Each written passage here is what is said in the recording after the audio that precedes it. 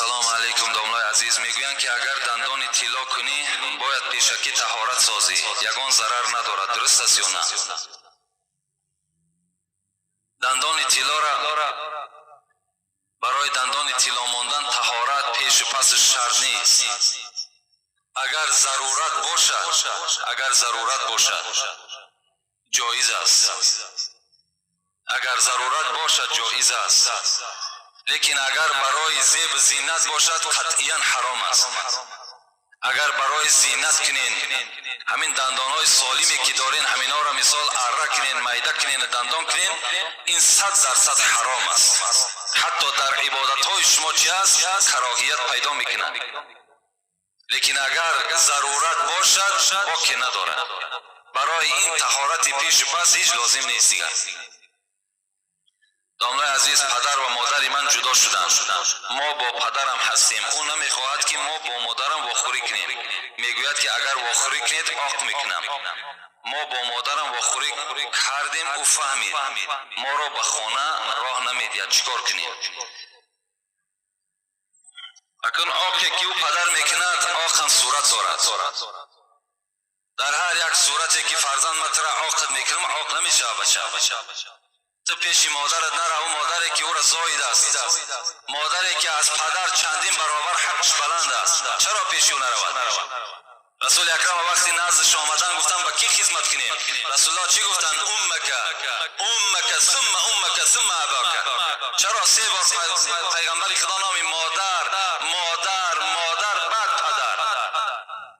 چرا پیش مادر نرود؟ فرزندش است، حق دارد که پیش فرزند میرود، پیش مادرش میرود، رفته زیارت میکند. اگرچه عاقش هم که کنی عاق نمیشود. عاق تو برای اون که فرزندت نماز نخواند، عاقش که مثال در راه خدا نباشد. این چی است که هر یک کاری ده که اسلام با او جانبدار باشد و تو زیری او ببرای با عاق کنی، این عاق تو عاق ندارد، چه معنی هم ندارد. السلام علیکم داملای عزیز. ما یک گروه طالب علمان همین شهر از شما خواهش میکنیم که به این سوال ما جواب صحیح گردونید. بعضی آدم های یافت شدن که مولود نبی را بدعت می حسابند. شما چی میگویید؟ سوال دوم، بعد قرائت یگان آیتی از قرآن صدق الله العظیم گفته می شود، این را هم بدعت میگویم. به این چی میگویید؟ صدق الله العظیم گفتن چی جای بدعت هست؟ بعد آیت خواندن همون انسانی که بدعت میگوید خود همین صدق الله العظیم میدونه چی معنی داره. آیت وقتی ما و شما میخونیم مثل که نما خواندم آیت و ما اصاب من مصیبت الا باذن الله صدق الله العظیم. هیچ مصیبت به سر فرزند آدم نمی آید مگر که اجازت الهی نباشد. صدق الله العظیم. راست گفت از خدای بزرگ. چی جای بدعت است؟ این جای بدعتی ندارد، خود راست گفت است. یا صدق رسول الله صلی الله علیه و سلم میگوید. یا حدیث گفتیم راست گفت از پیغمبر خدا. این جای بدعت ندارد. لیکن در مسئله مولود بدعت بودنش اگرچه در زمان پیغمبر خدا نبودن، در زمان اصحابم که نبود، لیکن امروز برای ما بی‌نهایت ضرور است. اگر خالی از منکرات باشد، خالی از بزم و بازی و خالی از آن حرام کرده های خدا باشد مولود، این باکی ندارد. رسول اکرم وقتی سئل رسول الله صلی الله علیه و سلم وقتی از پیغمبر خدا چی پرسیدند؟ مل ایمان چیست؟ رسول الله چی گفتند؟ تطعم الطعام. گفتن پیغمبر خدا که دادن طعام است. ای الاسلام خیر؟ کدام اسلام بهترین است؟ باز رسول الله چی گفتند؟ اطعام الطعام. باز دادن طعام است. پیغمبر خدا ایمان و اسلام با دادن طعام هم چی کردن؟ حواله کردن. حالا که مولود نبی دادن طعام است و شنیدن امر معروف علیه از منکر است. چی جای مثال دیگر نامشروعی دارد؟ باکی ندارد، بلکه فضل است. امروز خوش به حال او برادرایی که مثال یک موعظه را تشکیل میکنند و عالما را دعوت میکنند به گوش مردم سخن خدا و پیغمبر را میرسانند. این جای بدعت است. بدعت نه تویای است که هیچ معنی ندارد. انا بدعت است.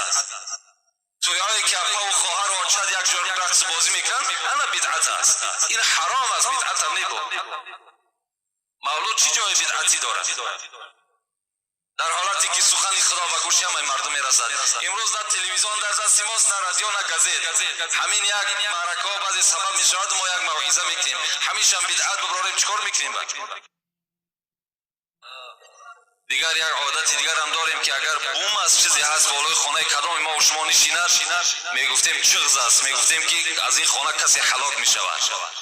ها بیاییم که حتی چنان یک عقیده های پوسیدگی داشتیم که حتی چهارمغزی که از خانه بلند میشید میگفتیم صاحب خانه را هلاک میکنه. باور که همین چیزا در یاد ما هستند و حتی آدمی را در یاد داریم که همون چهارمغز کلان بریدن برای که صاحب خانه را چکار میکند؟ هلاک میکرده است. اینا در شما باور نکنید. امروز همین عقیده ها در وجود ما و شما جا گرفته است. اینا همه شرک به خدا هستند.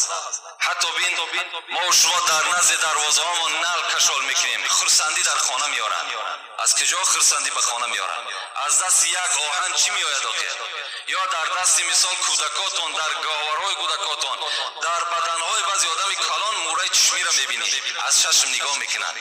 اونا قدرت ندارن آخه. شما با اینا دیگر فریفته نشین. شما یگانه فقط از خداوند ببینین. هر ضرر زیانی که میآید فقط همون ذات میارد. این موره چشمی چی از خودش آخه؟ با بعضی ملا شرم را کردم را چی آیتی میخواند میتد که برده در خانه کشان کن، البته از چشم شما را نگاه میدارد. از چشم شما را آیت های قل اعوذ برب الفلق، قل اعوذ برب الناس بخوانید، آیت الکرسی بخوانید، در وجود خود چکار کنید؟ دم کنید، ان شاء الله از کل آفات شما را اینا نگاه میکنن. آیت قرآن شفا است. خدا رحمت کند بابای ملا شریف در همین شهر شما زندگی میکرد. در ما هم استاد است. هم داملای ختم کرده بودن، هم داملا بودن. حضرت میگفتن که در بین همین مردم ما بجز خواندن تبارک همون هم یک عالم بخواند، دیگر هیچ ختم جایز نمی شود. زیرا این مردم عامی است. این مردم سوره ها را خوب گذراندگی نیستند، سوره ها را خواندگی نیستند، میخوانند غلط است. از این خاطر بهترین شمین است که یک جوان است یا پیرانسال است کسی نباشد سوره قرآن گذراندگی باشد، آمدن تبارک بخواند، با 3 بار سوره اخلاص در حق ارواح همون بخشد، بس از کفایت کننده است. یکی ما و شما وقتی ختم خوجه را دست میزنیم باید که تمام ما آدمایی که ختم خوجه میکنن همان سوره های علم نشره و سوره اخلاص همونها را گذراندگی باشند و همونها را بدانند. بهترینش همین است که یک طالب علم یک کسی باشد که همون سوره قرآن هم میدانستگی باشد، تبارک است یاسین است برده یک بار بخواند بس است کفایت میکند. و باز یک راه خوبیش همین است که قریب برای ختم خوجه چند نفر آدم لازم است. امروز مردم بیچاره قشاق است. 6-7 نفری که میبره مثال در همون پنجشنبگی است با کدام خیر خدایی نباشد اشتراک کردن همون صفی آدم کمتر باشد، هم سبکی برامون خاندار می شود، هم سوره قرآن درست خوانده می شود. این بهترین است. میبخشید نامور عزیز، همین سوالی من در جواب گردانید. دجال چیست معنایش که مرا یک بچه دجال میگوید؟ دجال این بسیار نامی بد است و دجال خودش کافر است. این یکی از نشانه های ساعت است، یعنی قیامت است که دجال میبراید، مردم را گمراه میکند. یک برادر دجال گفتند یا یگان لقب دیگر ماندن. خداوند در قرآن به شما خبر میدهد فلا تنابزوا بالالقاب بئس الاسم الفسوق بعد الایمان و من لم یتب فاولئک هم الظالمون. خدای شما به شما میگوید هر وقتایی که اگر یک برادر شما نمازخوان باشد، مؤمن باشد، مسلمان باشد، در او لقب نمانید، زیرا اینکه بئس الاسم الفسوق بعد الایمان، آدمی که ایماندار است، آدمی که از خدا میترسد، این بدترین نام است برای آدم ایماندار. وقتی او را دجال میگوید یا یگان لقب دیگر میمانی بر او. اگر شما میگد خداوند با همین گناه خود توبه نکنید، شما از گروه ظالمان هستید. یکدیگر لقب نمانید، یکدیگر نام شو بگیرید، فریاد بزنید.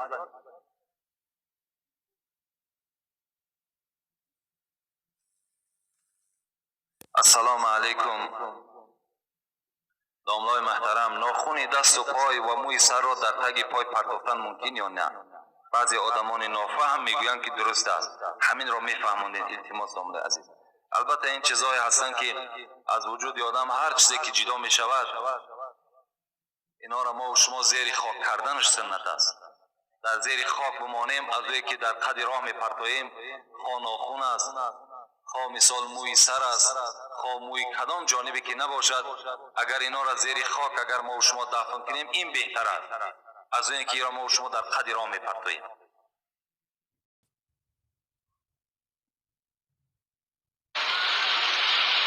السلام علیکم. اکای دولا حاج میرزا، خداوند شما را سالهای دراز عمر دهد. من یکی از مخلصان شما هستم، از ناحیه مؤمن آباد هستم. ثواب خصوص و خوشنامانم از سبب امر معروف و نهی از منکر، تماشا و گوش کردنم رفت آمد رو به خانه ما قطع کردم. بابای حاجی، آیا ما هم رفت آمد رو قطع کنیم؟ التماس بابای حاجی زودتر جواب گردانید، ضرور است. در آخر در حق ما دعای خیر کنید. خواهر کدام خواهر خیلی مسلمان بوده است که همیشه امر معروف و نهی منکر گوش میکرده است، تماشا میکرده است. خسر و خوشنامانش از این عملی کیرین بسیار ناراحت بوده، بسیار ناخوشنود بوده که مثلا کیرین ما امر معروف گوش میکند، کیرین ما امر معروف تماشا میکند. مثلا در جای اینها باید این رقص بازی را تماشا کند، باید فیسق و فساد درآورد. واقعی چی مثال این چی گفت، این خیلی مسلمانیه که این امر معروف گوش میکند. مثلا دیگه این شاید خیلی خوشنامان همین باشد و این خواهر از ما البته خواهش کردن که ما هم رفت آمد قطع کنیم یا نه. خدا رحمت کند حضرت سعدی را، او میگفت ادب از کی آموخته؟ میگفت از بی ادب. هرچی اونها بد کردن در چشم ما بد آمد، ما باید تفش ساختیم. مثلا این خسر و خوشنامان بی آدابی کردن، خواب رفتار نادرست کردن، به خاطر که از این گونه کیرین یا از این گونه فرزند شکرانه به سوی خدا بیارم که خداوند این خیر فرزند خوب و برای ما نصیب کرده است که همیشه گوش کننده امر معروف و تماشا کننده نهی منکر است. شکرانه این به جا بیارم. باز چه هست؟ ناشکری را که در عوض این به جا آوردن، پس این یک بی آدابی و یک بد اخلاقی خود همون خسر و خوشنامان نشان میدهد. حبیب خدا در حدیث مبارک میگوید لا تجعلوا بیوتکم مقابر.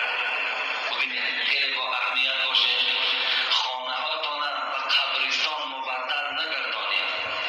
خانه هاتان به قبرستان مبدل نگردانید. ان الشیطان ینفر من بیت الذی تقرأ فیه سورة البقره. رسول اکرم صلی الله علیه و سلم میگوید شیطان از خانه که شیطان میگریزد. ببین گریختن شیطان برای هر یک خانه این رحمت است، برکات است. از خانه که شیطان میگریزد، حبیب خدا میگوید شیطان میگریزد از خانه که در اون خانه سوره بقره خوانده شود. ببین در خانه که سوره بقره خوانده می شود، شیطان از او خانه میگریزد. ما کجا رفته ایستادیم؟ امروز در خاندان اکثر مسلمان ما و شما باور که صاحب مگنیتفون هم شد، صاحب تلویزیون هم شد، صاحب همه دیسک ها هم شد، صاحب ماشین هم شد، لیکن خدا اونقدر عقل و توفیقش نداد است که همونها را در راه درست صرف کند. صاحب همه این نعمت ها کرد، لیکن عقلش نمیداد که همه را در راه درست صرف کند. اگر در همون دیسک های شما، در تلویزیون شما، در مگنیتفون شما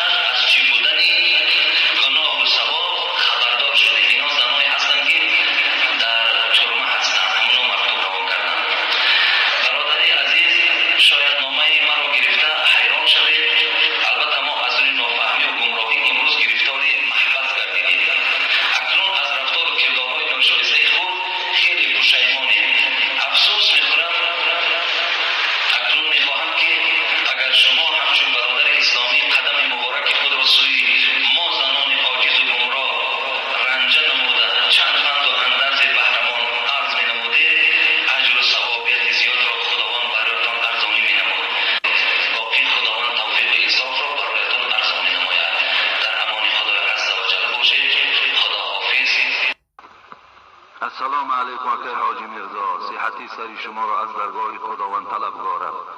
از نام یک نفر مخلص دائمی شما سوالی دارم. خواهش میکنم هر چی باشد تیزتر جواب گویید. یک شناسم که او را با خوبی شما میشناسید. زندگیش را 4 سال شده است که 4 سال شده است اما فرزنددار نشدند که فرزند داد خداوند است. از همین سبب با یک فاحشه زن که صاحب 2 کودک است همخوابه شده است که او را حتی شوهرش جواب طلاق نداده است. نکاحش نامعلوم. از همان وقتی که با این زن همراه شده است از همه بیخبر، حتی نمازهایشان میخواند. میگوید که من هیچ کس ندارم. 1 ماه شده است که به خانه اشان نمی رود. پدر از فکر او به فشار خون گرفتار شده است. زنش باشد زن مؤمن و مسلمان، نمازهایش را ترک نمی کند. حتی راضی هست که هر دو را نکاح کند، هر دو را نگاه کند. از شما باز خواهش می کنم که در این باره روشنایی می انداختید که شاید از سخنهای شما از راههای بد برگردد و به خانه بیاید و این مخلصی دائمی شما می باشد. این زن با راه علم کشمیری بچه را از راه برآورده است. یگان طبابت دارد یا نه؟ آیا همین چیز وجود دارد؟ دعا کنید در حق این عائله. با احترام، مخلصی دائمی شما. یعنی این برادر کسی باشد گویا مخلصی همین مسجد ما و شما و ما او کس را خوب میشناسیم، نامش اگر چنده که ذکر نکردن و به خاطر 4 سال صاحب فرزند نشدن، این زنی خود ترک کرده است، دنبال یک زنی رفته است که اون زن حتی که تا حال از شوهرش طلاق نگرفته است و خاندان اولی خود ترک ساخته است و پی همون زنی که صاحب 2 فرزند است دنبال همون است. مقصد و یک نصیحت کنیم که باز رفته یا هر دینها را نگاه و بین کند یا با یک خلاصه ای بیاید. البته نصیحت ما هم همین است دادر عزیز. زنی 2 کودکدار گرفتن یا 3 کودکدار گرفتن این در اسلام جنایت نیست. در اسلام یگان گناه هم نیست. اگر کدام جوانی که زنی بیوه هم که گیرد، ولی بچه از زن نگرفته اگر زنی بیوه هم که گیرد، این در اسلام گناه نیست برادر عزیز و گرامی. لیکن فقط زن گرفتن با طریقی از روی دستورات شرعی باشد. یعنی مادامی که وی اگر شوهرش طلاق نداده باشد وی در نکاح او هست و همخوابه شدن این مرد با این یا نکاح کردن این گونه زن این نکاح نیست و همخوابگیش زنا است. به این خاطر دادر عزیز اگر آدم نمازخوان باشه کاری کن که عبادتات بیهوده نرود. از همه، از زنم، از فرزندم، از یار و رفیقم، از مال دنیا هم برای تو بهتر این است که پدر تو از تو راضی باشد. وقتی اگر صاحب 4 زنم که باشی، صاحب فرزندای خوشرو هم که باشی، صاحب دستگاه و دکان هم که باشی، پدر و مادر از تو راضی نباشد، نه در دنیا برکت داری نه در آخرت. به این خاطر دادر عزیز از همه بهترین صورت برای تو این است که اول خبرگیری از پدرتون. هر کاری که پدر و مادر برای تو دستور میدهد امر اونها را اجرا کن. این برای تو بهبودی میارد دادر عزیز. من تو که نمازخوان باشی و همیشه پایبند این مسجد باشی، من برای تو دیگر نصیحتی زیاد ندارم. زیرا شکر خدا که ما اطراف این مسئله خیلی صحبت‌های چند ساله داریم. اگر برای آدم با عقل گفته همون محمد صاحب ایرانی یک نکته بس است اگر شعور است ورنه چو چراغ پیش کور است.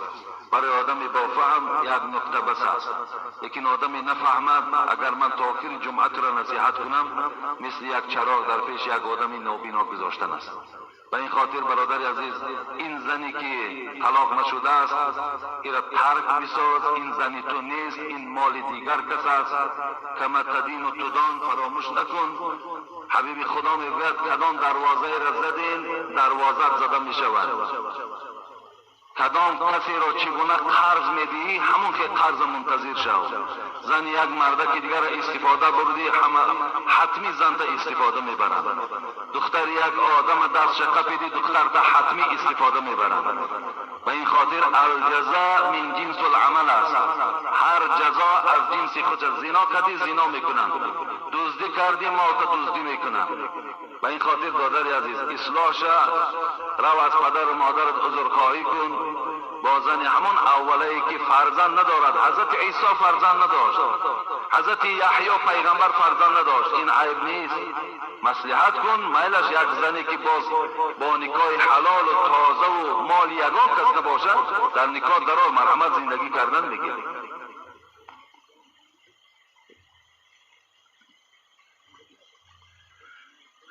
السلام علیکم داملای محترم. من یک مسلمان دختری معلومات دار می باشم که مرا با سبب سطر داشتنم در یگان مؤسسه دولتی انقدرش مکتب اجازت کار کردن نمی دهند.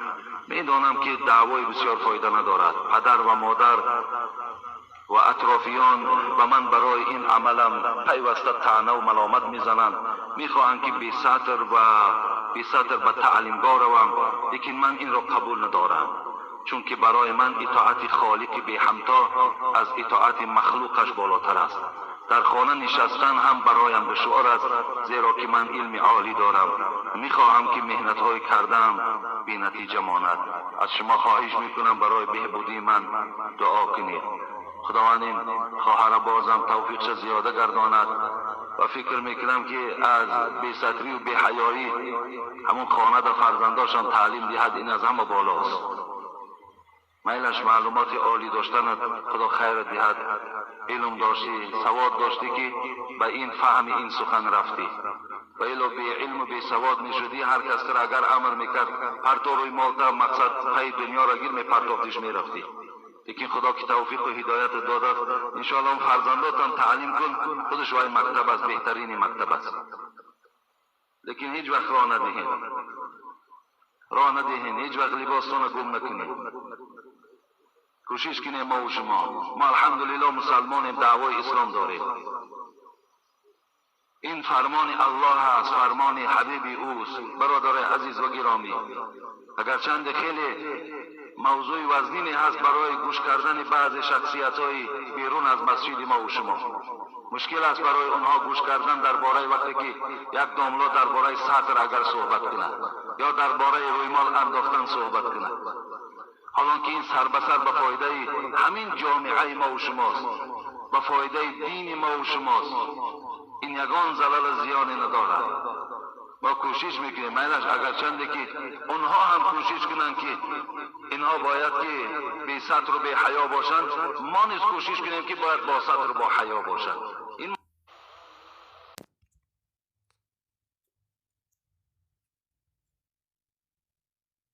آن زنهایی را که خودشان به مردها مانند میکنند یا مردهایی که خودشان به زنها مانند میکنند. السلام علیکم نام عزیز. اگر زنها موی سرشان را تراشند یا مثال مردها کم کنند، آیا در اسلام درست است یا نه؟ حرام است برادر عزیز. کسی که اگر موی سری زن یعنی کم کردن یا تراشیدن مثل مرد، این مشابهه به مردها می شود. وقتی مشابهه به مردها شد، یعنی وقتی که خودش مانند مردها کرد، حبیب خدا در حدیث صراحتا حرام گفته است و لعنت گفته است آن زنهایی را که خودشان به مردها مانند میکنند یا مردهایی که خودشان به زنها مانند میکنند. ولی امروز شما دنیای غرب تماشا کنید، مردها خودشان به زنها مانند میکنند یا زنها خودشان به مردها مانند. این روز که در جامعه های ما و شما هم شده است، که زنهای ما و شما لباس های مردها را میپوشند، این هم مشابهه به مردها کردن است. از این خاطر تراشیدن موی سر، کم کردن موی سری زن اجازه نیست، اگر چنده که رخصت شوهرشان که باشد. اگر شوهرم اجازه داشت که موی سر تا کوتاه کن یا موی سر تا تراش، برای من همین معقول است، این حرام است، او باید اطاعت نکند.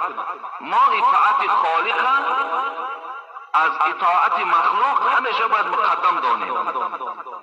به این خاطر اجازه نیست. اگر یگان بیماری باشد، یگان درد باشد، میلش اجازت است.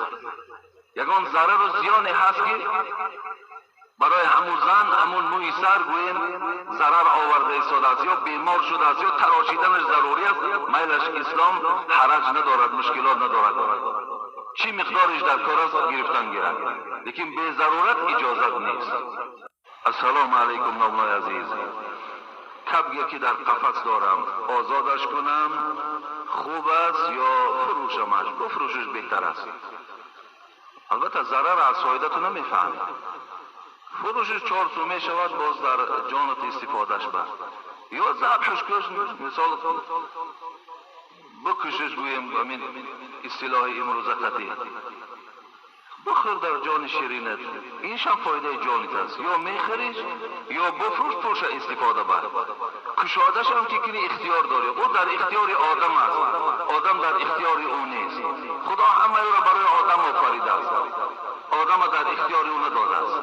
به این خاطر دادر عزیز اون کب در اختیار تو است، ذبحش میکنی، کشادش میکنی، میخریش، همش کاری تو. السلام علیکم داملای محترم. من یک مسلمان دختری معلومات دار می باشم که مرا با سبب سطر داشتنم در یگان مؤسسه دولتی انقدرش مکتب اجازت کار کردن نمی دهند. می دانم که دعوای بسیار فایده ندارد. پدر و مادر و اطرافیان و من برای این عملم پیوسته طعنه و ملامت میزنند. میخواهند که بی سطر به تعلیمگاه روم، لیکن من این را قبول ندارم، چون که برای من اطاعت خالق بی همتا از اطاعت مخلوقش بالاتر است. در خانه نشستن هم برایم دشوار است، زیرا که من علم عالی دارم. میخواهم که مهنت های کردم بی نتیجه ماند. از شما خواهش میکنم برای بهبودی من دعا کنید. خداوند این خواهر بازم توفیقش زیاده گرداند و فکر میکنم که از بی‌ستری و بی‌حیایی همون خانه در فرزنداشم تعلیم دهد، این از همه بالاست. میلش معلومات عالی داشتن، خدا خیر دهد. علم داشتی، سواد داشتی که به این فهم این سخن رفتی. و الا بی علم و بی سواد میشدی، هر کس را اگر امر میکرد پرتو روی مالتا مقصد پی دنیا را گیر میپرداختیش میرفتی. لیکن خدا که توفیق و هدایت داده است، انشاءالله اون فرزنداتان تعلیم کن، خودش وای مکتب است، بهترین مکتب است. لیکن هیچ وقت راه ندهین، هیچ وقت لباستان گم نکنید. کوشش کنیم ما و شما الحمدلله مسلمانیم، دعوای اسلام داریم. این فرمان الله است، فرمان حبیب اوست. برادر عزیز و گرامی، اگرچند خیلی موضوع وزنی هست برای گوش کردن بعض شخصیت‌های بیرون از مسجد ما و شما، مشکل است برای اونها گوش کردن درباره وقتی که یک داملا درباره سطر اگر صحبت کنه یا درباره رویمال انداختن صحبت کنه، حالان که این سر به سر به فایده همین جامعه ما و شماست، به فایده دین ما و شماست. این یگان زلال زیانی ندارد.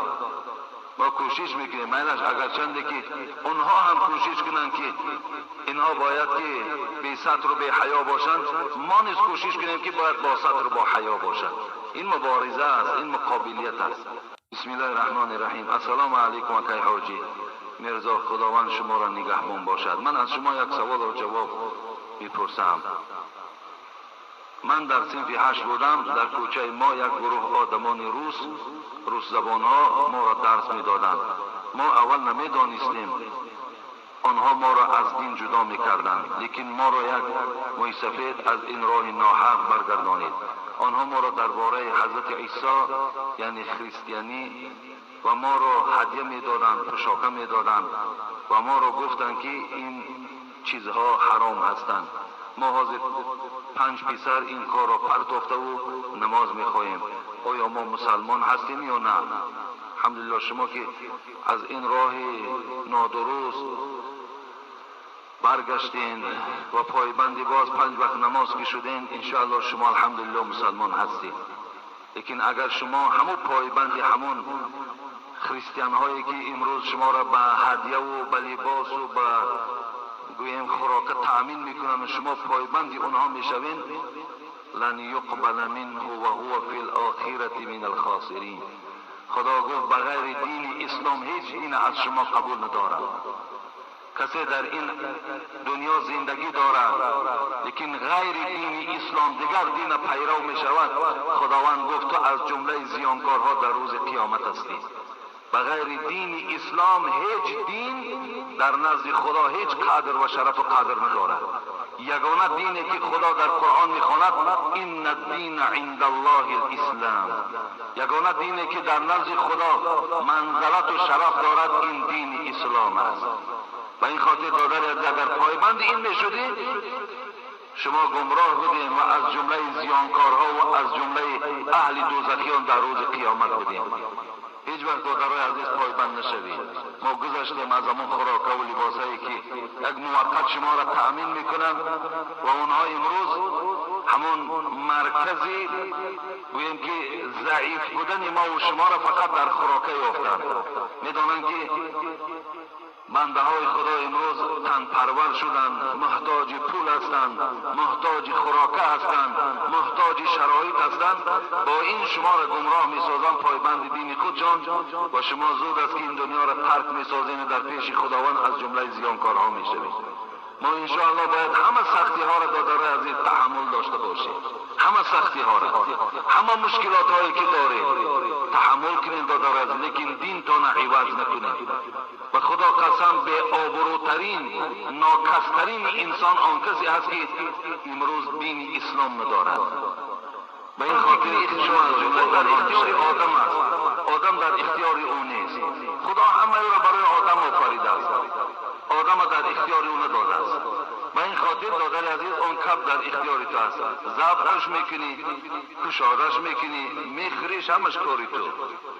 السلام علیکم داملای محترم. من یک مسلمان دختری معلومات دار می باشم که مرا با سبب سطر داشتنم در یگان مؤسسه دولتی انقدرش مکتب اجازت کار کردن نمی دهند.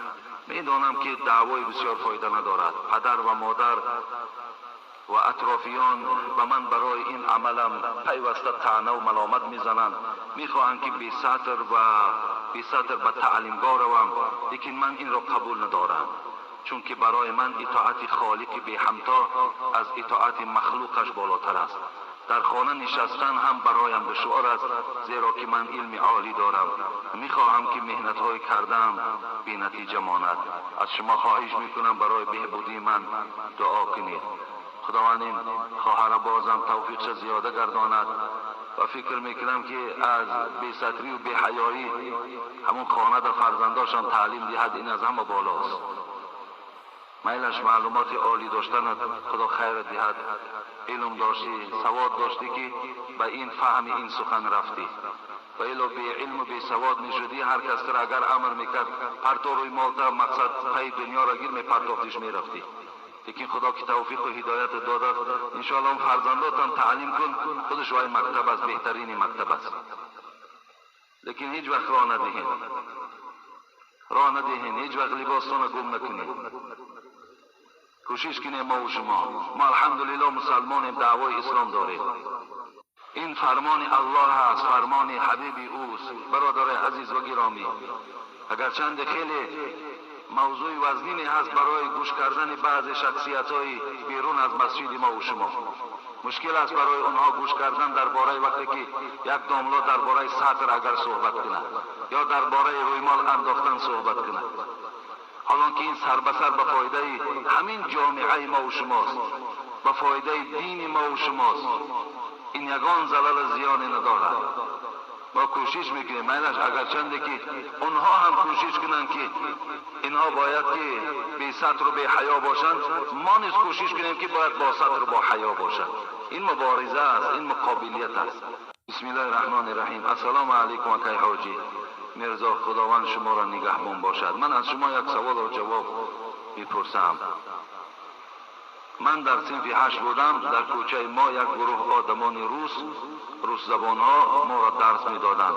ما اول نمی دانستیم، آنها ما را از دین جدا می کردند، لیکن ما را یک موی سفید از این راه ناحق برگردانید. آنها ما را درباره حضرت عیسی یعنی خریستیانی و ما را هدیه می دادند، پوشاک می دادند و ما را گفتند که این چیزها حرام هستند. ما حاضر 5 پسر این کار را پرتافته و نماز میخواهیم. آیا ما مسلمان هستیم یا نه؟ الحمدلله شما که از این راه نادرست برگشتین و پایبند باز 5 وقت نماز که شدین، انشاءالله شما الحمدلله مسلمان هستید. لیکن اگر شما همون پایبند همون خریستیان هایی که امروز شما را به هدیه و به لباس و به گویم خوراک تأمین میکنن و شما پایبند اونها میشوین، لن یقبل منه و هو فی الاخرة من الخاسرین.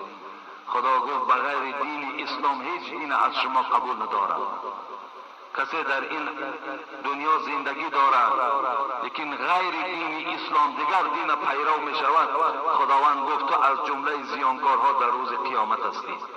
بغیر دین اسلام هیچ دین در نزد خدا هیچ قدر و شرف و قدر ندارد.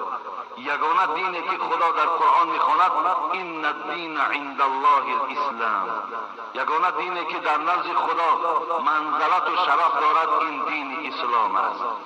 و این خاطر دادر اگر پایبند این میشدید شما گمراه بودین و از جمله زیانکارها و از جمله اهل دوزخیان در روز قیامت بودین. هیچ وقت دادرای عزیز پایبند نشوید. ما گذاشتیم از همون خوراک و لباسایی که یک موقت شما را تأمین میکنن و اونها امروز همون مرکزی گویم که ضعیف بودن ما و شما را فقط در خوراک یافتند.